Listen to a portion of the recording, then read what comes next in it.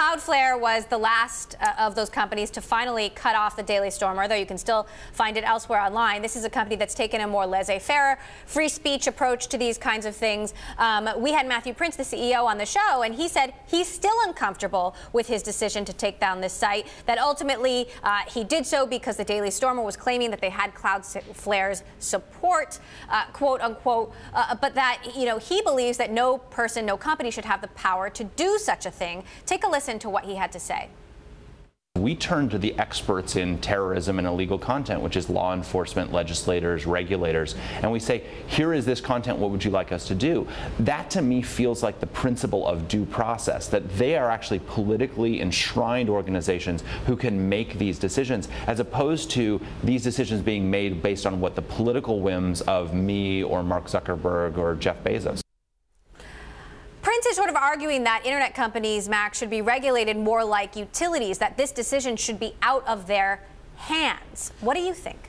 Yeah, I mean, I don't know that he's really thought through that one, because if you're regulated as a utility, that creates he's worried about burdens as to having to check out the content on every site. However, if you're regulated as a utility, that creates a whole additional set of burdens. There are price controls and there's a whole bunch of stuff that I think if you really think through it, you don't necessarily want if you're in his shoes.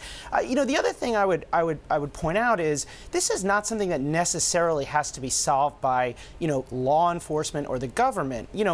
Basically free speech lets businesses do business pretty much with whoever they want. As I point out in the article, I mean, if you own a bar and somebody is, spouting off about Nazi beliefs or whatever, you can throw them out. And in the same way, Cloudflare or Google or any of these companies can choose not to do business with anybody. And I think we've seen that that's possible in the sense that the Daily Stormer is still available. It's kind of, I'd say, a little bit grandiose to think that Cloudflare or Google or any other company has to have some kind of grand governance system to deal with the bad actors. They can just get rid of them. Is it a slippery slope, though, Max? I mean, where do you draw the line?